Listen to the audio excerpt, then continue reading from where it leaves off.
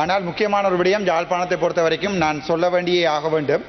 யாழ்ப்பாணத்திலே இருக்கின்ற முக்கியமான bus stand, அதாவது பஸ் நிறுத்துமிடம் வைத்தியசாலைக்கு அண்மையிலே இருக்கின்ற பஸ் ஸ்டாண்ட் கிட்டத்தட்ட 70-80 வருடங்களுக்கு மேற்பட்ட வரலாறை கொண்ட அந்த பஸ் ஸ்டாண்ட்.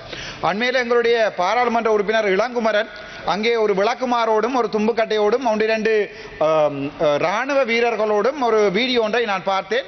சுவர்களிலே ஒட்டப்பட்டிருந்த சுவரொட்டிகளை தேய்த்து கொண்டிருந்த மாதிரி ஒரு வீடியோ ஒன்றை கிளீன் ஸ்ரீலங்கா என்ற திட்டத்தின் போது ஆரம்பித்த போது நான் நினைத்தேன் இளங்குமரன் அப்படியே முழு பாதைகளையும் கூட்டி தூக்குவார் என்று. ஆனால் அது ஒரு வீடியோவுக்காக எடுக்கப்பட்டது. ஒரு கவலை என்னென்றால் அந்த பஸ் ஸ்டாண்ட் இப்போது ஒரு குடுக்காரர்களுடைய இடமாக மாறி போயிருக்கிறது.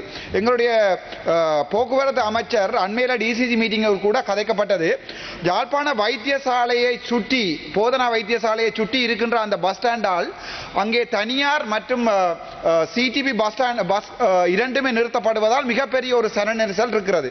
அது தொடர்பாக நாங்கள் எங்களுடைய டிசிசி மீட்டிங் கதைத்த போது 8ஆம் தேதியோ என்னமோ எங்களுடைய விமல் ரத்நாயக் அவர்கள் வருவதாகவும் அதற்குரிய நடவடிக்கைகள் எடுக்கப்படுவதாகவும் சொல்லப்பட்டது. ஆனால் அதிலே மிகப்பெரிய குறைபாடு என்னவென்றால் எங்களுடைய வடக்கு மாகாணத்தினுடைய உங்களுடைய மிகப்பெரிய கையான எங்களுடைய அரசாங்க அதிபர் என்று சொல்வதை விட ஆளுநர் என்றே சொல்லுவோம். ஆளுநரிடம் போவோம்.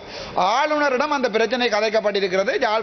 யாழ் மத்தியிலே இருக்கின்ற அந்த பஸ் ஸ்டாண்டினை அவர்கள் கேட்டிருக்கிறார்கள். அது ஒரு சிடிபி பஸ் ஸ்டாண்டாக தான் இவ்வளவு காலம் இயங்கி வருகிறது.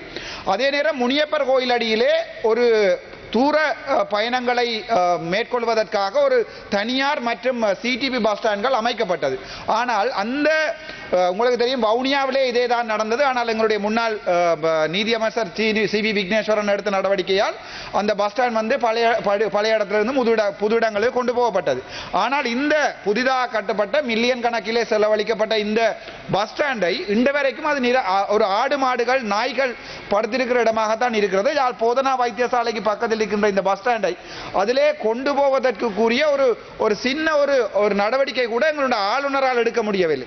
அதே நேரம் பார்த்தீர்கள் என்றால் இந்த தனியார் பஸ்களும் சிடிபி பஸ்களும் போட்டிக்கு ஓடுகின்றபடியால் இலங்கையிலே இவ்வளவோ இடங்கள் உங்களுக்கு தெரியும்.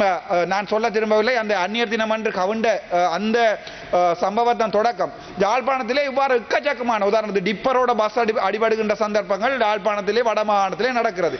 ஆனால் இந்த தனியார் போக்குவரத்து மற்றும் சிடிபி போக்குவரத்து இந்த ரெண்டையும் ஒரு கால அட்டவணைகள் கொண்டு வர தெரியாத அரசாங்கம். இவ்வளவு காலம் எங்களுடைய வடக்கு மாகாண ஆளுநர் இருக்கிறார், எங்களுடைய அமைச்சர் இருக்கிறார், எங்களுடைய சந்திரசேகரன் இருக்கிறார். டிசிசி மீட்டிங் நடத்தப்படுகிறது, டிசிசி மீட்டிங் கதைக்கப்படுகிறது. ஆனால் ஒன்றுமே நடப்பதில்லை.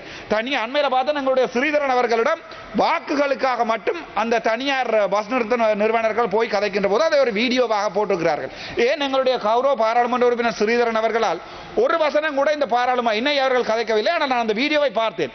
அது ஒரு பெரிய பிரச்சனை. என்னென்றால் அங்கே தனியார் பஸ்களும் அதே நேரம் இந்த சிடிபி பஸ்களும் போட்டிக்கு ஓடுகின்ற சந்தர்ப்பத்திலே குழந்தை பிள்ளைகள் உட்பட ஒரு பெரிய ஒரு அனர்த்தங்கள் அதாவது ஆக்சிடென்ட் ஏற்பட்டு அனர்த்தங்கள் நிகழ்வதற்குரிய சாத்தியக்கூறி இருக்கிறது. ஆனால் எங்களுடைய அமைச்சர் உட்பட யாரையுமே வடக்கிலே கவனம் எடுப்பதில்லை.